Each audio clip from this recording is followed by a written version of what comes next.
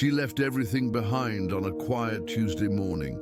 No goodbye party, no long speeches, no dramatic airport scene. Just one suitcase, a backpack, and a heart full of fear she didn't know how to name. People told her she was brave, that moving to another country alone took courage, that she was chasing her dreams, that she was an inspiration. She smiled and nodded, accepting their words like gifts she didn't deserve. But courage wasn't what she felt. She felt survival. She felt desperation. She felt like she was running towards something she couldn't see, away from something she couldn't stay in. The first months were heavy. Everything was new in a way that felt overwhelming. A new language that twisted her tongue. New streets that all looked the same. New rules she didn't understand yet. New social codes she kept breaking without knowing. She learned quickly that silence was safer than saying the wrong word and watching people's faces change. Safer than asking too many questions and seeming ignorant. Safer than explaining where she came from and why she left.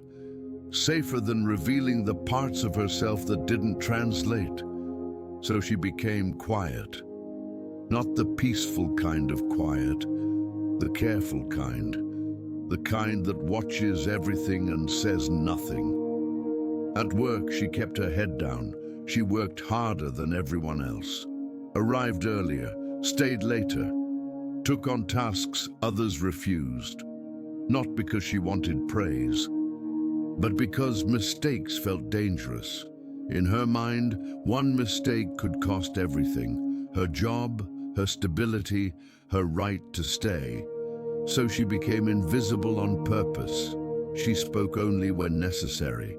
She smiled even when she was exhausted. She accepted schedules no one else wanted, and little by little, being invisible became a habit. At night, she returned to a small apartment that didn't feel like home. The walls were bare. The silence was loud.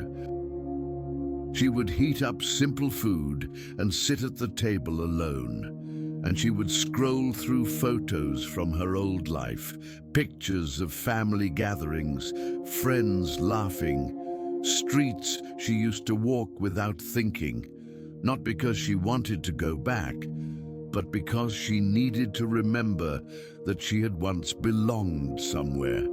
Time passed the way it does when you're just surviving.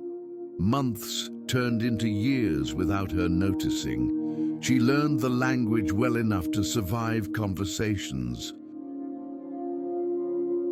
but not well enough to express herself. She could order food, answer questions about work, follow instructions, but she couldn't explain how lonely she felt, couldn't find the words for the ache that lived in her chest, couldn't describe how tired she was of being strong. Back home, people thought she was living a dream. They saw the pictures she posted, buildings, streets, small moments.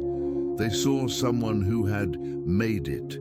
They didn't see the nights she cried quietly.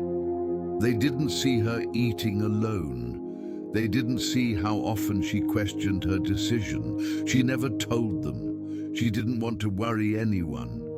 She didn't want to seem ungrateful. And part of her felt ashamed. Ashamed for missing a place she had chosen to leave. Ashamed for feeling lonely when this was supposed to be a better life. So she carried it alone. One night, after a long shift, she came home exhausted. Her body ached, her feet hurt, her mind felt empty. She didn't turn on the lights. She just stood there in the dark, still wearing her jacket, and suddenly the weight of everything hit her. The distance, the years, the sacrifices, the life she thought she'd have by now. She sat down on the floor and she cried, not the quiet tears she was used to, but deep shaking sobs. She cried for the family she hadn't hugged in years, for the holidays spent working, for the birthdays she missed, for the version of herself who thought this would be easier. When the tears slowed, she stayed there, breathing, letting the moment exist, and for the first time in years, she didn't judge herself. She didn't say she was weak. She didn't say she should be grateful. She just allowed herself to be human. In that quiet moment, something shifted. She realized something important. Leaving didn't make her heartless. It made her someone who loved deeply. Missing home didn't make her ungrateful. It made her someone with roots that mattered. Feeling lonely didn't mean she had failed. It meant she was human.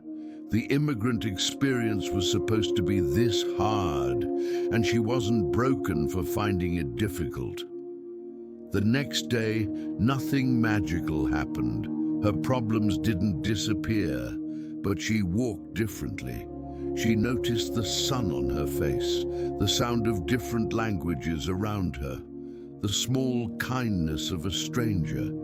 She still felt like an immigrant, still felt between worlds.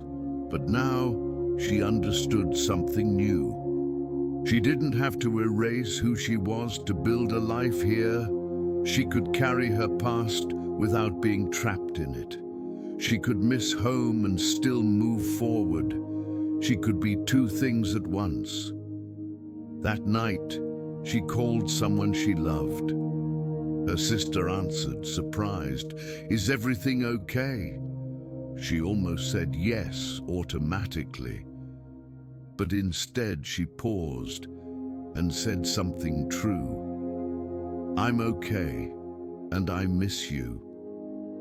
Her sister was quiet for a moment, then said, "I miss you too, every single day." They talked for an hour about the real things, the hard days, the lonely nights, but also the small victories, the growth.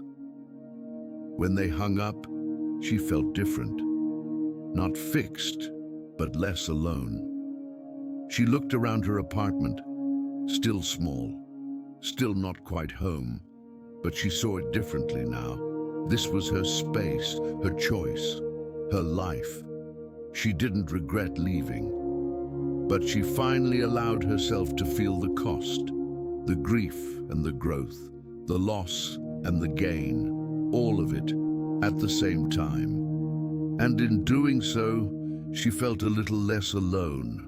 The immigrant story isn't just about bravery, it's about loss and resilience, about carrying two worlds in one heart, about surviving and learning to live. She was all of it, the girl who left, the woman who stayed, the person who missed home, the person building a new one. And finally, she was okay with that.